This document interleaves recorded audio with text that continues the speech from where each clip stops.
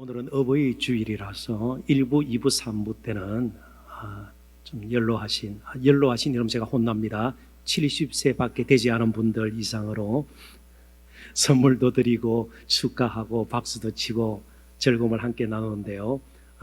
오후에는 또 이 청년들이 다수 자리에 앉아 있기 때문에 대신 그렇게 우리가 소원하고 축복할 수는 있죠. 부모님 여러분 정말 감사합니다. 사랑합니다. 그렇게 한번 인사를 하도록 하십시다. 자, 우리 부모님들을 향해서 우리 청년 여러분들도 마찬가지고요. 청년끼리 하는 것은 너무 어색해요. 우리 어머님, 아버님 진심으로 사랑합니다. 축복합니다. 주 안에서 늘 편안하시고요. 건강하시기를 빕니다. 좀 말씀을 통해서 우리 가정뿐만 아니고 우리의 일생이 어떻게 든든히 서나갈까 오늘 말씀을 통해서 좀 살펴볼까 하는데 미리 좀 말씀을 드릴게요. 13장부터 오늘 본문 이르기까지 건너뛰어서 지금 저희들이 말씀을 보게 되었습니다. 그래서 그 이유가 있으니까 그것은 말씀을 나누는 시간에 조금 더 그렇게 생각을 정리를 했으면 좋겠습니다. 자, 이제 제가 질문을 하나 던져보죠. 지금까지 사시는 동안 결혼 청첩장을 한 번도 받아보신 적이 없는 분 혹시 계세요?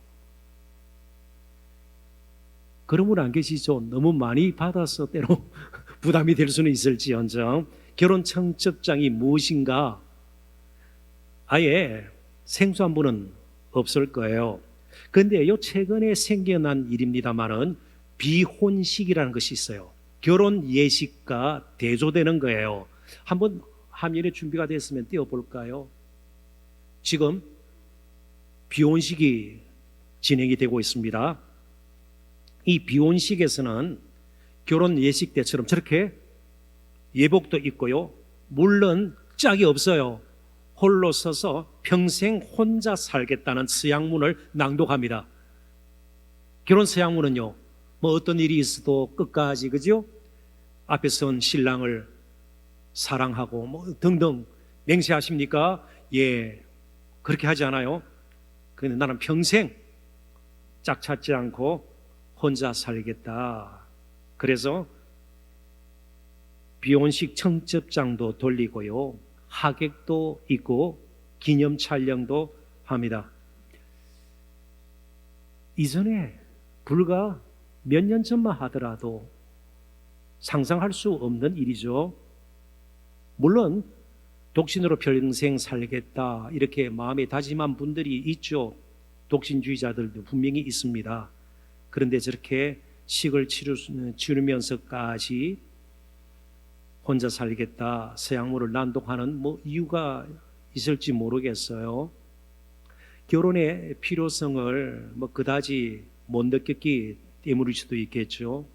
아니면 결혼해서 자신을 낳은 부모님의 결혼 생활을 보니까 너무나도 끔찍하고 저렇게 결혼 생활을 할 바에야 저런 아빠의 모습, 때로는 저런 엄마의 모습을 도저히 마음에 담고 살아갈 수가 없어 그냥 나는 혼자 살겠다 그렇게 마음속에 남모를 다짐을 하고 저런 또 비혼식 치르는 것도 아닌가 우리가 추측할 수가 있을 겁니다. 아무튼 우리는 하루에도 몇 번씩, 아니 오늘 조금 전일 수도 있고요, 실제로 사람 때문에 마음이 상해서 교회에 나오려다가 발걸음을 멈춘 분들도 있을 테고 그런 청년들도 있을지 모르겠습니다. 참 사람에게 실망하고 또 사람들이 모이는 모임, 교회도 예의가 아니겠죠. 상처를 입고 너무너무 힘들게 하루하루를 보내는 경우들이 있습니다. 그렇다고 다른 사람과 관계를 맺지 않고 이 땅에서 이제 흙으로 돌아가는 그 순간까지 늘 홀로 살 수도 없는 형편입니다. 뭐 우리가 모두가 자연인이 되는 건 아니잖아요. 그죠? 늘 토굴처럼 집을 지어놓고 거기서 재배하고 그렇게 홀로 마음 편하게 살 수 있는 것도 아니지 않겠습니까? 그러면 어떻게 하면 좋을까요? 누구와 어떤 관계를 맺어야 제대로 살 수가 있겠나 말이죠. 오늘 본문 15절부터 25절은 두 사람을 등장시킵니다.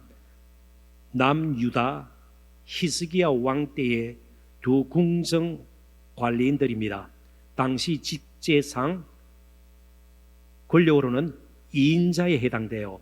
요즘으로 치면 국무총리 정도로 생각하면 좋겠습니다. 국고를 맡고 여러 가지 궁정에 관한 모든 일반 일들을 다 관장하는 왕 밑에 바로 2인자가 셈나와 엘리야김 두 사람이었습니다. 그런데 이 두 사람을 하나님께서 등장시킨 이유는요, 이런 궁정 관리를 세웠지만 역시 이 사람을 통해서도 이스라엘은 온전히 설 수가 없는 것을 가르쳐 줍니다. 사람을 의지하는 것이 얼마나 어리석고 또 허망한가를 오늘 본문은 우리에게 보여줍니다. 그래서 본문을 좀 더 분명하게 이해하기 위해서는 본문을 포함하고 있는 22장 전체의 흐름과 그리고 더 넓게는 우리가 그냥 건너뛴 13장부터 22장 다음에 있는 23장까지의 내용이 무엇인지를 먼저 대충 살펴보는 것이 필요할 것입니다. 자, 먼저 이사야서 13장부터 23장은 공통점을 가지고 있습니다. 이스라엘을 둘러싸고 있던 이방 나라들에 대한 하나님의 심판을 기록하고 있습니다. 자, 제가 대충 나라들을 한번 언급해 보죠. 바벨론, 블레셋, 아수르, 모압, 다메섹은 지금은 시리아 정도의 나라고, 구스, 이디오피아, 애굽, 에돔, 아라비아, 그리고 두로, 시돈, 그런 나라들이에요. 이 나라들이 왜 심판을 받는가? 전체적으로 보면 공통적인 이유가 있습니다. 하나부터 열까지 하나님을 대적하는 교만함. 그러니까 우리 스스로 왕국을 세울 수 있다. 이 나라들의 공통점이에요. 그러면서 하나님의 백성이라고 스스로 자부하고 있는 이스라엘 정도는 함부로 대해도 된다. 그래서 하나님의 백성들을 압제하고 괴롭히는 데 상당한 관심을 두었던 나라들이고요. 그리고 그들이 섬기는 신들도 이스라엘 백성들이 섬기도록 유혹했다. 바로 이것이 그들이 하나님의 심판 아래 있게 된 근본적인 이유입니다. 그런데 이것은 그냥 넘어가도 좋을 듯한데 더 우리가 관심을 기울여야 할 문제거리가 있습니다. 13장부터 23장은 다 심판에 관한 말씀인데 그 이방 나라들 가운데에 우리가 생각지도 못했던 나라들, 제가 의도적으로 그 나라를 언급하지 않았습니다. 17장 3절에 보면 에브라임의 멸망을 이야기하고 있어요. 에브라임이 엄밀한 의미에서는 나라는 아니고요, 당시 이스라엘은 우리나라처럼 북쪽과 남쪽으로 갈라져 있었습니다. 이스라엘이 모두 몇 지파죠? 30지파요? 모두 몇 지파예요? 12지파예요. 그래서 북이스라엘 10지파로 형성되어 있었고요, 남쪽 유다 나라가 두 쪽 갈라졌습니다. 솔로몬의 아들 시절에 갈라졌어요. 그래서 남쪽은 베냐민과 유다가 대표적인 지파고요, 북쪽은 에브라임 지파가 대표적인 지파입니다. 그러니까 에브라임은 북이스라엘로 우리가 생각해도 무방하죠. 그런데 17장에 심판에 관한, 이방 나라들의 심판에 관한 말씀들로 연결이 되어 있는 17장에 에브라임도 멸망당한다, 이스라엘도 멸망당한다, 하나님의 심판 아래 있다 이야기해 주는 거예요. 그리고 22장 남쪽 유다도 하나님의 심판 아래 있다고 말하는 거예요. 그리고 오늘 본문이 이어집니다. 22장 1절에 보면 환상의 골짜기, 굉장히 멋있어 보이죠. 환상의 골짜기 뭐 여러 해석이 있습니다만은 늘 꿈처럼 사는 골짜기는 원래 어두컴컴하고요, 사망의 음침한 골짜기, 그런 표현이 나오듯이 산이 아니에요. 뭔가 그곳에는요 어두침침해서 온갖 것들이 다 모이고요, 살아온 짐승들도 내려와서 골짜기에 또 물이 있으니까요, 흐르는 시냇물이 그게 고여 있을 수도 있고요. 그래서 남유다도, 환상의 골짜기는 예루살렘을 뜻합니다. 남유다도 포함되어 있다는 거예요. 이게 무슨 문제예요? 여기서부터 우리는 출발을 해야 돼요. 우리의 문제는요, 항상 무슨 환경이라든지 직장 상사라든지 조금 뭔가 거칠은 친구 때문이라든지 항상 문제를 저희들은 거기서 찾아요. 근데 하나님 뭐라고 말씀하세요? 이방 나라들 다 나의 통치하에 있다. 때가 되고 하나님 마음만 먹으면 언제든지 심판의 대상이 될 수밖에 없는 그런 나라들이다. 그렇다면 북이스라엘과 남쪽 유다는 달라야 되지 않는가? 그런데 이방 나라들과 마찬가지로 심판의 대상 가운데에 북이스라엘도 남유다도 포함되어 있다는 겁니다. 풀이하면 이렇습니다. 이스라엘이 이스라엘을 압제하는 거예요. 그러니까 이방 나라들이 이스라엘 백성들을 압제해서 하나님의 심판을 받게 됩니다. 그런데 문제는요, 이스라엘이 이스라엘을 압제해요. 그러면 이스라엘 사이가 어떻게 될까요? 불의하게 되는 거예요. 그리고 이스라엘이 이스라엘을 괴롭히는 거예요. 그러니까 인자가, 자비가 없는 거예요. 때로 그리스도인의 가정 가운데에 굉장히 교회 중직자예요. 아주 기도도 막, 그런데 아내를 툭 하면 두들겨 패는 거예요. 실제로 그런 일이 있을 수가 있는 것이죠.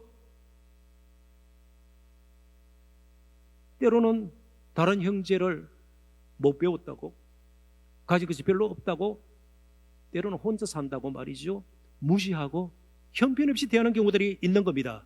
누가 괴롭혀요? 이스라엘이 이스라엘을 괴롭히는 거예요. 우상 숭배의 죄를 짓도록 이방 나라들이 유혹하잖아요. 그리고 심판을 당하는 거예요. 그런데 우상 숭배를 함께 하자고 부추기는 자가 누구예요? 이스라엘이에요. 이스라엘이 하나님 말씀보다는, 정말 성령의 이끄심보다는, 기도하고 정말 하나님의 뜻을 헤아림보다는요, 교회가 점점 세상을 또 닮아가는 거예요. 목사가 CEO처럼 돼가는 거예요. 직장인처럼 변해가는 거예요. 때로는 목회가 생계의 수단이 되어가는 거예요. 그러면서 돈을 섬기게 되고요, 명예를 섬기게 되는 것이고요, 이름 내는 것을 섬기게 되는 것이고요, 우리의 많이 모인 숫자를 드러내게 되는 거예요. 지은 건물을 자랑하게 되는 거예요. 누가 이스라엘을 많겠나요? 이스라엘이요. 이게 굉장히 중요합니다. 그럼 문제를 어디서 풀어야 되나요? 나 자신부터 보면서, 그렇다면 나는 누구를 의지하고 어디서부터 힘을 공급받고 어떻게 순화가 되고 어떻게 다듬어져야 되는가, 그게 중요하다는 말이죠. 자, 그래서 22장 12절부터 14절, 남유다가 심각한 상황 가운데 있습니다. 자, 22장 12절부터 14절을 제가 읽어보겠습니다. 그날에 주 만군의 여호와께서 명령하사 통곡하며 애곡하며 머리털을 뜯으며 굵은 배를 띠라 하셨거늘 너희가 기뻐하며 즐거워하여 소를 죽이고 양을 잡아 고기를 먹고 포도주를 마시면서 내일 죽으리라 먹고 마시자 하는도다. 만군의 여호와께서 친히 내 귀에 들려 이르시되 진실로 이 죄악은 너희가 죽기까지 용서하지 못하리라 하셨느니라. 주 만군의 여호와의 말씀입니다. 하나님께서 굉장히 지금 진노하셨고 이제 심판에 이를 수밖에 없는 그 상황을 그려주고 있습니다. 12절에 보니까 이스라엘 백성들이 해야 할 일이 네 가지가 나와요. 통곡해야 되고요, 애곡, 머리털을 뜯고 굵은 배를 띈다.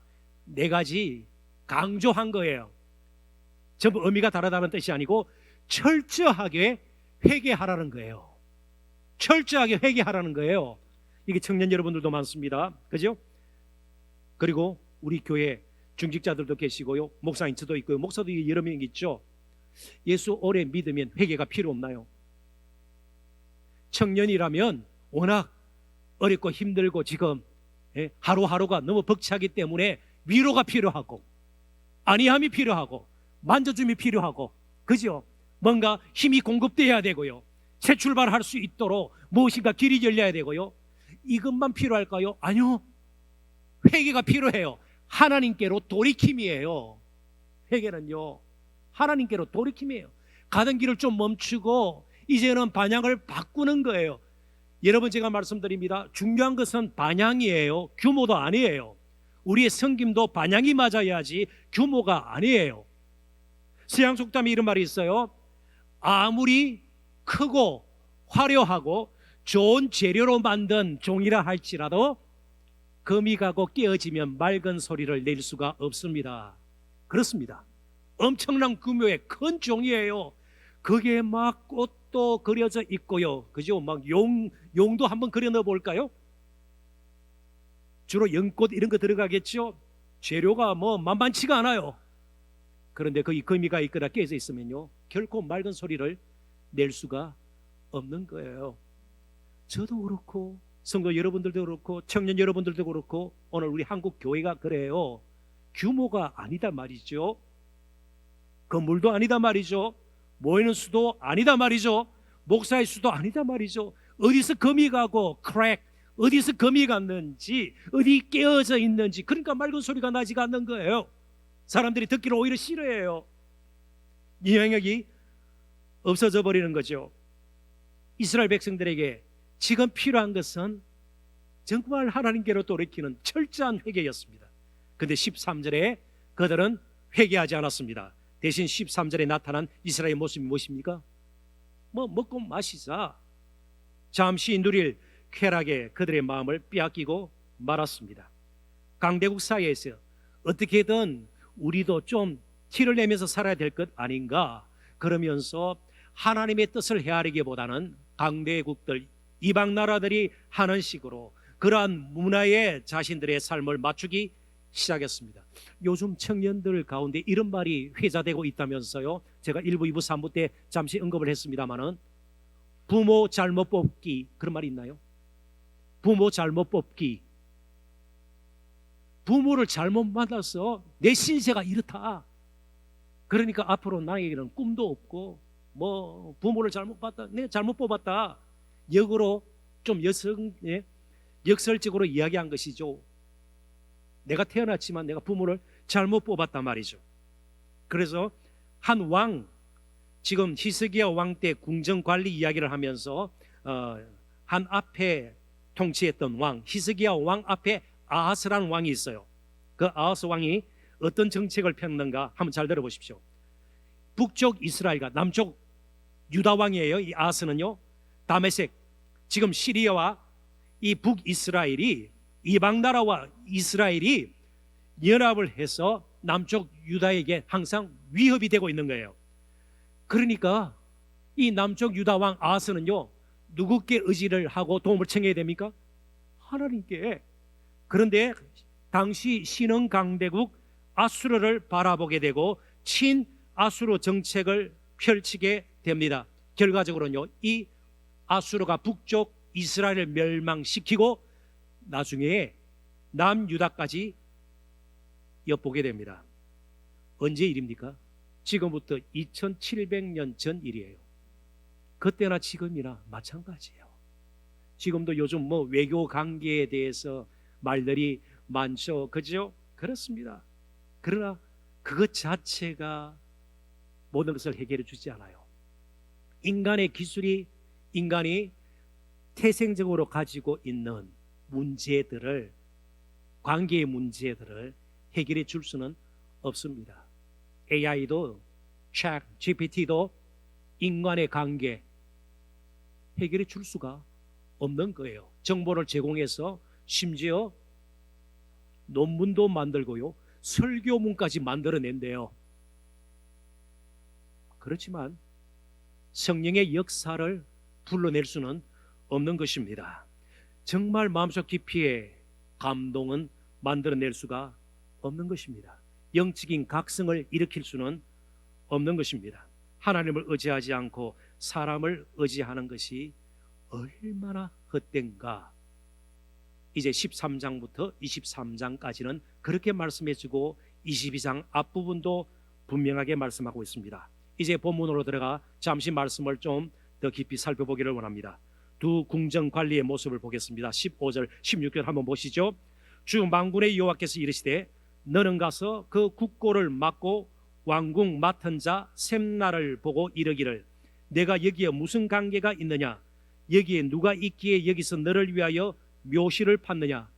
그러니까 셈나가 국가의 재정이라든지 여러 가지 국가에 필요한 일들을 왕을 도우면서 하지 않고 그의 관심은요 자신이 묻힐 묘실이었습니다. 그의 관심은 무덤이었어요. 무덤. 높은 곳에 자기를 위하여 눈에 잘 띄는 곳에 높은 곳에 묘실을 팠고 반석에 오래 지속되도록 산사태가 나면 없어지는 그런 무덤이 아니라 흔들리지 않는 반석에 자기를 위하여 처소를 쪼아 내었도다. 셈나는 자신이 살아있는 동안 성실히 자신에게 주어진 직무를 감당하지 않고 자신의 이름을 남기기 위해서 공을 들여 묘실을 짓는 데 오히려 관심을 두었습니다. 근데 왜 묘실을 지었을까요? 자신의 집을 아방궁처럼 지으면 어때요? 권력을 쥐었으니까 그 권력을 이용해서, 그죠? 묵힌 땅도 좀 개발하고 말이죠. 부동산도 좀 하고 말이죠. 코인도 좀 하고 말이죠.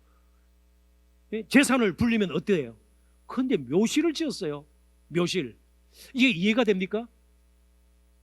그러니까 또 우리는 2700년 전으로 돌아가야 합니다. 셈나는 친애굽주의자였습니다. 요즘도 친미냐 친중이냐 친일이냐 그러지 않아요. 2700년 전에도 그랬어요. 친아수르, 친애굽. 셈나는 아주 전통적인 친애굽주의자였습니다. 그러니까 늘 마음속에 애굽을 품고 사는 사람이에요. 그러면 그의 모든 행정하는 일이 누구를 본받으려고 할까요? 애굽처럼. 그런데 애굽 하면, 이집트 하면 뭐가 떠오릅니까?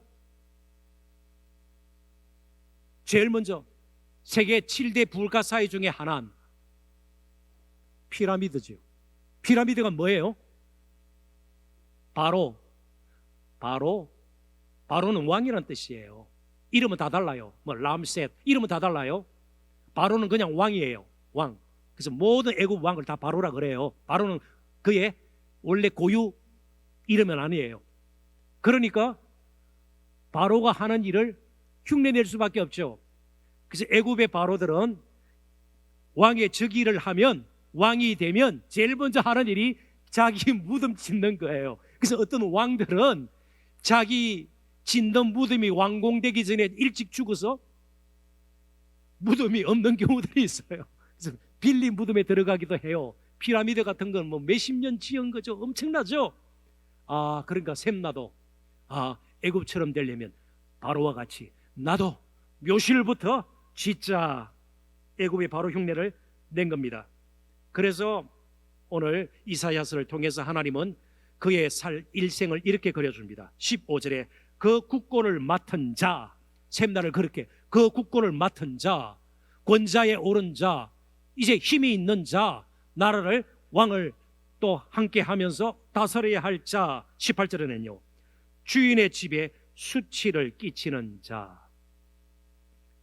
자, 결국 뭐 남았습니까? 셈나는요 결국 뭐 남았을까요? 무덤과 수치밖에 남은 것이 없습니다. 저 자신을 포함해서 우리 또 믿음의 선배 되시는 분들, 우리 성도님들, 청년들, 어떻게 살다가 수치와 무덤만 남기고 가겠냐 말이죠. 자신에게 주어진 때로는 젊음이라는 이 가장 아름다운 선물, 성도라는 가장 존귀한 이 신분, 이걸 제쳐두고 우리가 어떻게 무엇을 남기고 살 것인가 한번 생각해 보자는 겁니다. 자, 제가 빨리 읽어봅니다. 17절부터 19절. 그의 마지막 모습이 어떤가? 나 여호와가 너를 단단히 결박하고 장사같이 세게 던지되 반드시 너를 모지게 감싸서 공같이 광막한 넓고 정박한 곳에 던질 것이라. 주인의 집에 수치를 끼치는 너여, 내가 그곳에서 죽겠고 내 영광의 수레도 거기에 있으리라. 내가 너를 내 관직에서 쫓아내며 내 쥐에서 낮추리니. 2700년 전인데 요즘 말로 경질이 된 겁니다. 경질이 된 거예요. 자기 욕심 부리다가 경질이 되고요. 이제 셈나를 대신해서 엘리야김이 대신 그 자리를 차지하게 됩니다. 20절부터 24절 제가 빨리 읽어볼게요. 그날에 내가 힐기야의 아들 내 종 엘리야김을 불러 내 옷을 그에게 입히며 내 띠를 그에게 띄워 힘있게 하고 내 정권을 그의 손에 맡기리니 그가 예루살렘 주민과 유다의 집의 아버지가 될 것이며 존경받는 자, 의지할 만한 자가 되었어요. 식망이 있는 자예요. 내가 또 다윗의 집의 열쇠, 하나님이 함께 하십니다. 하나님의 권세가 함께 하는 거예요. 그의 어깨에 두리니 그의 어깨에 이제 짊어지도록 맡겼다, 그런 뜻이에요. 그가 열면 닫을 자가 없겠고 닫으면 열 자가 없으리라. 뭔가 잘 형통이 되고요, 그 권세가 실질적인 효력이 있는 거예요. 못이 단단한 곳에 박힌 같이 그를 견고하게 하리니 그가 그의 아버지 집의 영광의 보좌가 될 것이요, 그의 아버지시 아마 친족인 것 같아요. 영광의 보좌가 될 것이고 그 한 사람으로 말미암아 그 친족이 다 영광스러워지고 그의 아버지의 집의 모든 영광이 그 위에 걸리리니 그 후손과 족속되는 각 작은 그릇 곧 종자로부터 모든 항아리까지니라. 그러니까 그의 친족의 모든 삶이 때로는 뭐 직장, 그죠? 무슨 보좌관으로 들어가고 사무관으로 들어가고요, 비서로 들어가고요, 어느 공기업에 들어가고, 이 모든 것이 엘리야김에게 달려 있는 거예요.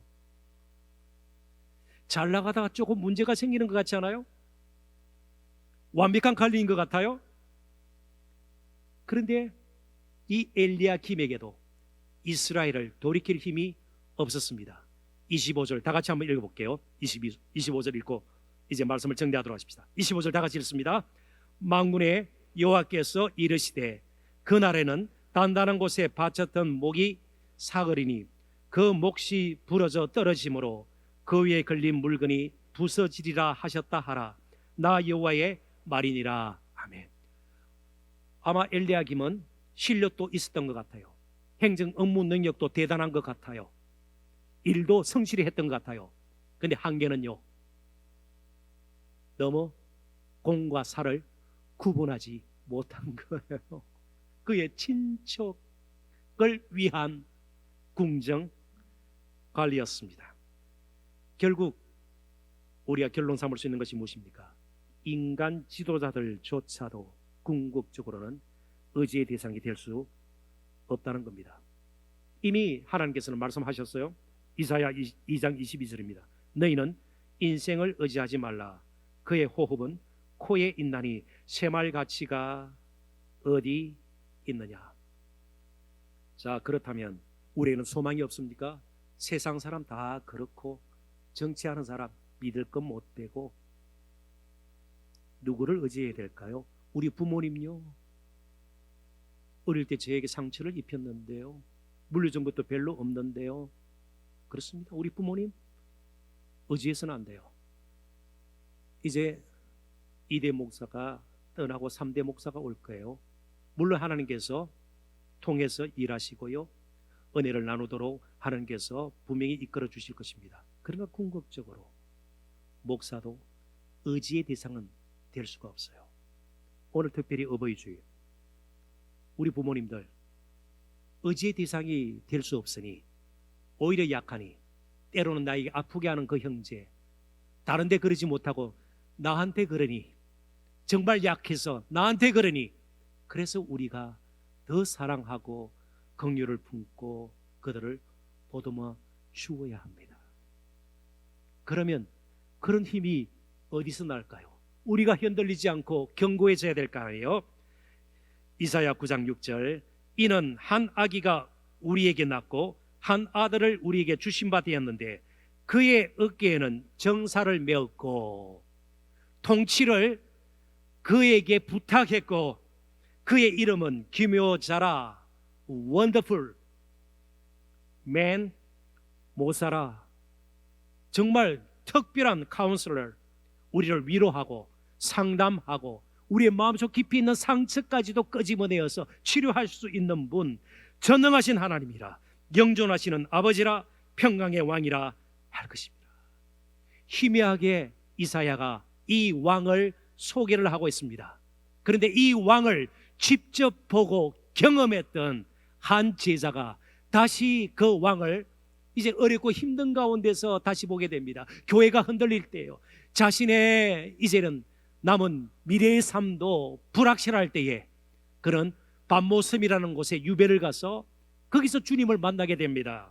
요한계시록 3장 7절 같이 한번 읽고 말씀을 이제는 끝내도록 하십시다. 다 같이 읽습니다. 빌라델비아 교회의 사자에게 편지하라. 거룩하고 진실하사 다윗의 열쇠를 가지신 이, 곧 열면 닫을 이가 없고 사람이 없고 닫으면 열 사람이 없는 그가 이르시되 누구예요? 주 예수 그리스도. 그분이 녹슬지 않은, 삭지 않은 목과 같이 우리를 견고하게 지탱해 주실 분이에요. 저와 여러분의 미래를, 우리의 가정을, 나의 아픔을 헤아리셔서 새 살 돋게 하고 새 출발할 수 있도록 붙들어 주실 그분, 오직 알파와 오메가요, 처음과 나중이요, 시작과 끝이 되는 온전한 통치자, 온전한 기묘자, 온전한 모사인 그분이 우리를 경고케 하실 수 있는 거죠. 바로 주 예수 그리스도, 그분이 우리 어버이들에게 드릴 수 있는 가장 큰 선물이고 자녀에게 물려줄 수 있는 가장 큰 유산이고 우리가 나눌 수 있는 가장 아름다운 선물인 걸 알고 오늘도 주 예수 그리스도 앞에 함께 공손히 무릎 꿇고 은혜 구하는 저와 여러분 되시기를 주님의 이름으로 축원합니다.